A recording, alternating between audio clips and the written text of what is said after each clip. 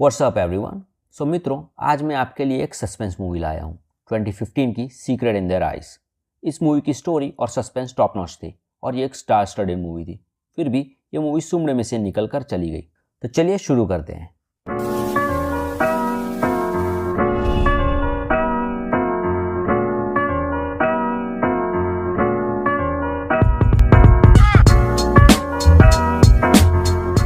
So guys, ये story है जेस, रे और क्लेयर की, जो कि FBI एजेंट्स हैं और साथ में काम करते हैं।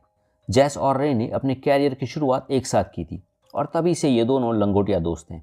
प्रेजेंटली इनकी टीम एक मॉस्क के ऊपर कड़ी नज़र रखे हैं, क्योंकि इन्फॉर्मेशन के मुताबिक यहाँ पर कई स्लीपर सेल्स की मीटिंग होती है। और ऐसे ही एक दिन इन्हें खबर मिलती है कि मॉस्क के पार्किंग में एक फीमेल की डेड बॉडी पाई गई है और वो लोग निकल पड़ते हैं।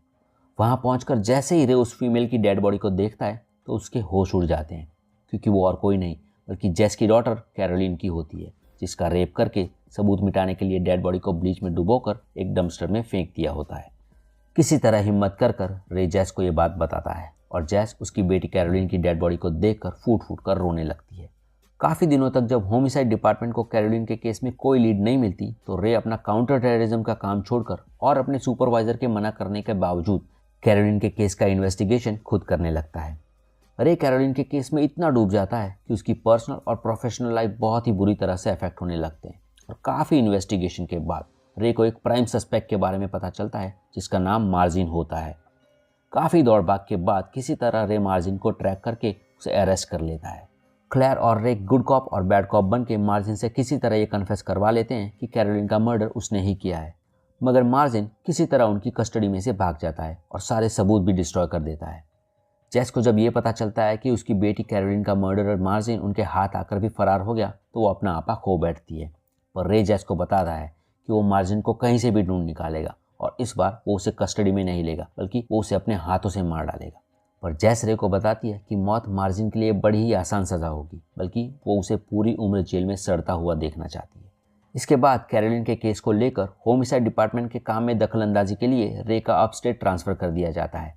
पर अपस्टेट मूव होने के बावजूद रे अब भी ये बर्दाश्त नहीं कर पाता कि कैरोलिन का मर्डरर उनके हाथ आकर भी बच के निकल गया और वो मार्जिन की तलाश जारी रखता है। पर रे को कोई लीड नहीं मिलती और इस बात को 13 साल गुजर जाते हैं। और इन 13 सालों में रे ने हर रोज़ 2000 क्रिमिनल्स के फ़ोटोज़ चेक किए हैं, सिर्फ इस उम्मीद में कि एक ना एक दिन उसे मार्जिन ज़रूर दिख जाएगा। और रे की 13 साल की मेहनत रंग लाती है और एक दिन उसे मार्जिन दिख जाता है, जिसने अपना नाम चेंज करके क्ले रख लिया होता है। रे प्लेन कैच करके सीधा चला जाता है जेस से मिलने और 13 साल बाद रे को देखकर जेस खुश हो जाती है। रे जेस और क्लेयर को बताता है कि उसने मार्जिन का पता लगा लिया है और ये सुनकर वो दोनों शॉक हो जाते हैं। फोटोज़ देखकर क्लेयर रे को बताती है कि उसे नहीं लगता कि ये मार्जिन है। पर रे क्लेयर से कहता है कि मार्जिन ने अपने फेस की सर्जरी करवा के अपना फेस चेंज करवाने की एक नाकामयाब कोशिश की है और वो जानता है कि ये मार्जिन ही है। जेस रे से कहती है कि मार्जिन ने सारे एविडेंस डिस्ट्रॉय कर दिए थे, तो अगर वो लोग किसी तरह मार्जिन को पकड़ भी लेते हैं तब भी वो उसे कोर्ट में गिल्टी प्रूव नहीं कर सकेंगे। और अपनी बेटी के मर्डरर को एक बार फिर अपनी आंखों के सामने से बचकर जाते हुए देखने की हिम्मत उसमें नहीं है। जेस रे से कहती है कि उसने कैरोलिन की डेथ को एक्सेप्ट कर लिया है और उसे ताज्जुब है कि 13 साल बाद भी रे मार्जिन को ढूंढने की कोशिश कर रहा है। और तब रे उसे बताता है कि जिस दिन कैरोलिन की डेथ हुई उस दिन वो और कैरोलिन जेस की बर्थडे पार्टी प्लान करने के लिए मिलने वाले थे। मगर काम की वजह से रे ने लास्ट मिनट पर कैरोलिन को मना कर दिया था और ठीक उसके आधे घंटे बाद उन्हें कैरोलिन की डेड बॉडी मिली। और इसी वजह से वो एक पागल की तरह कैरोलिन का केस इन्वेस्टिगेट कर रहा था, क्योंकि कैरोलिन की डेथ का जिम्मेदार वो खुद को मानता है और इतने सालों से वो इसी गिल्ट के साथ जी रहा है। रे जेस से कहता है कि वो मार्जिन को पकड़ के उसका कन्फेशन लेके उसे किसी भी तरह सज़ा दिलवा कर ही रहेगा। रे मार्जिन का पता लगा लेता है और फिर कुछ पुलिस ऑफिसर्स को लेकर वो मार्जिन को अरेस्ट करने के लिए निकल पड़ता है। पर मार्जिन को अरेस्ट करते हुए एक पुलिस ऑफिसर की डेथ हो जाती है। रे खुश होकर जेस से कहता है कि आखिरकार उन्होंने मार्जिन को पकड़ ही लिया। पर जेस उसे देखकर कहती है कि ये मार्जिन नहीं है और इस पुलिस ऑफिसर की डेथ के लिए जेस रे पर गुस्सा होती है और वहाँ से चली जाती है। और जेस के इस बिहेवियर से रे कंफ्यूज हो जाता है। देर रात को जब क्लेयर और रे अपने अधूरे प्यार के बारे में बातें कर रहे होते हैं तो उन्हें जेस का कॉल आता है और वो उन्हें अर्जेंटली अपने घर मिलने बुलाती है। वहाँ पहुँचने पर जेस उन्हें बताती है कि वो नहीं चाहती कि उसकी डॉटर कैरोलिन की वजह से और कोई अपनी जान गंवाए, इसीलिए उन्हें अब ये केस क्लोज कर देना चाहिए। पर रे जेस से कहता है कि वो इस तरह जी नहीं पाएगा और वो मार्जिन को सज़ा दिलवा कर ही दम लेगा। और तब जेस उन्हें बताती है कि ये मार्जिन नहीं है, क्योंकि उसने मार्जिन को 13 साल पहले ही मार डाला था। और ये सुनकर रे और क्लेयर दोनों ही शॉक हो जाते हैं। जैस उन्हें बताती है कि 13 साल पहले जब मार्जिन उनकी कस्टडी में से भागा था तब उसने दिन रात लगाकर मार्जिन को वापस ढूंढ निकाला था और मार्जिन के मिलने पर उसने उसे मारकर उसकी डेड बॉडी अपने बैकयार्ड में गाड़ दी थी।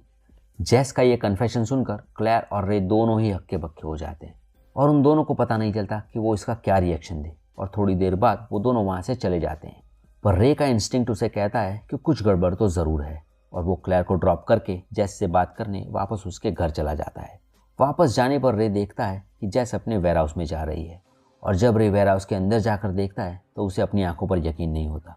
रे देखता है कि मार्जिन एक प्रिजन सेल में बंद पड़ा होता है जो ठीक से चल भी नहीं पाता। मार्जिन रे से टूटी फूटी आवाज़ में कहता है कि उसने जैस से बात करने की बहुत कोशिश की पर जैस उससे कभी बात ही नहीं करती।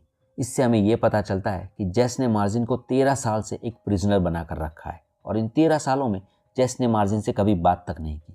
जैस रे से कहती है कि यही मार्जिन के लिए उम्र कैद की सज़ा है, पर रे जैस से कहता है कि इस तरह मार्जिन को एक प्रिजनर बनाकर रखना जैस के लिए भी उम्र कैद ही है।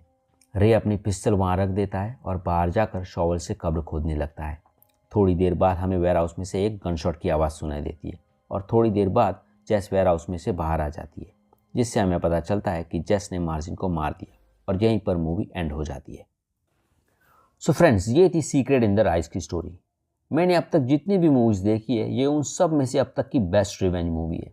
On the other hand, and में जैस को देखकर मुझे ऐसा लगा कि कैरोलिन के डेथ का बदला लेने में वो शायद एक साइको बन चुकी थी। सो एनीवेज, आई होप कि आपको ये वीडियो पसंद आया होगा। प्लीज़ लाइक एंड सब्सक्राइब और मिलते हैं नेक्स्ट वीडियो में। बाय।